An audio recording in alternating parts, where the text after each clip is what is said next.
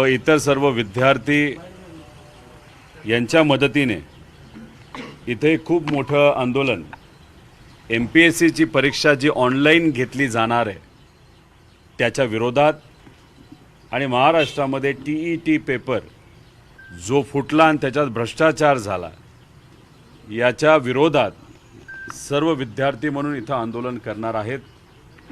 आणि या आंदोलनासाठी आम्ही सहभाग घेत आहोत, आम्ही पाठिंबा देत आहोत।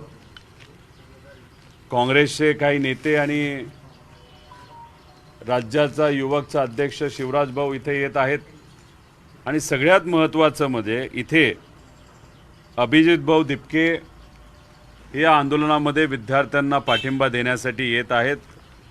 त्याच्याचबरोबर नितेश कराळे गुरुजी हे आज आपल्या या छत्रपती संभाजीनगरमध्ये आलेले आहेत। रविराज भाऊ साबळे व इतरही सर्व सामाजिक व शैक्षणिक काम करणारे कार्यकर्ते या विद्यार्थ्यांना पाठिंबा देण्यासाठी आलेले आहेत आणि विद्यार्थी मोठ्या संख्येने इथं उपस्थित राहणार आहेत। पण बघा, हजारोच्या संख्येमध्ये पोलीस प्रशासन इथं आलेलं आहे। त्याच्याचबरोबर विद्यार्थ्यांना ताब्यात घेण्यासाठी तिथे पोलिसांचे पिंजरे हे ठेवण्यात आलेले आहे। पण शेवटी हे सामान्य परिवारातली जे मुलं मुली आहेत जे स्वतःच्या हक्कासाठी आणि पेपर फुटीमध्ये जो भ्रष्टाचार होतो, MPSCमध्ये येत्या काळामध्ये ऑनलाईन परीक्षा घेतल्यामुळे त्यात भ्रष्टाचार जो होणार आहे आणि TET परीक्षेमध्ये सुद्धा जो भ्रष्टाचार त्या ठिकाणी झालेला आहे व त्याच्याचबरोबर अभिजित भाऊ नीट परीक्षेसाठी लढत आहेत, त्या नीट विद्यार्थ्यांना सुद्धा पाठिंबा देण्यासाठी इथं सर्वजण आलेलो आहोत। त्यामुळे आंदोलन मोठं होईल आणि हे जे झोपलेलं सरकार आहे, नाही तर झोपलेलं सोंग घेणारं सरकार आहे, त्याला जागं केल्याशिवाय हे युवा शांत बसणार नाही, एवढं या ठिकाणी मी सांगतो। सातत्यानं तुम्ही आवाज उठवताय, तुम्ही ट्विट देखील केले काल की होऊ शकते काय या सरकारच्या विरोधात जे कोणी लढत आलेले आहेत त्यांच्या कुठली ना कुठली तरी कारवाई हे सरकार करतच आलेलं आहे।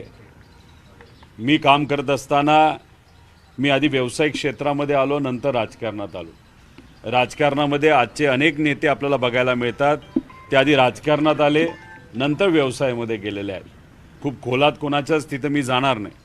व्यवसाय करत असताना राजकारण पण मी तिथं करत असल्यामुळे कधीकधी आम्हाला जे काय कळतंय, माझा आवाज दाबण्यासाठी कदाचित माझ्या काही कंपनीवर तिथं कारवाईही सुद्धा तिथं केली जाऊ शकते।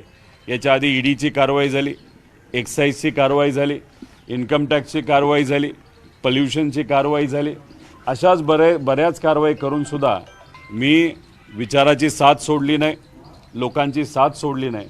म्हणून मला काही लोकांकडनं जे कळलं, काही प्रमाणात माझ्या एखाद्या दुसऱ्या युनिटवर मुद्दामून माझा आवाज दाबण्यासाठी कारवाई केली जाऊ शकते, जे कळलं ते मी व्यक्त झालो। पण किती काय झालं, लोकांची साथ असल्यामुळे लोकांबरोबर मी राहणार आणि लोक हे नक्कीच चांगल्या विचाराने आम्हाला सुद्धा तिथं या लढ्यामध्ये ताकद देतील असा विश्वास वाटतो। मुंबईत सगळीकडे पाऊस पडतोय, मिसिंग रोड जो आता नवीन झालाय तो तिथेही दरड कोसळली, तिथेही सगळी आता मुंबई पुणे वाहतूक बंद झाली।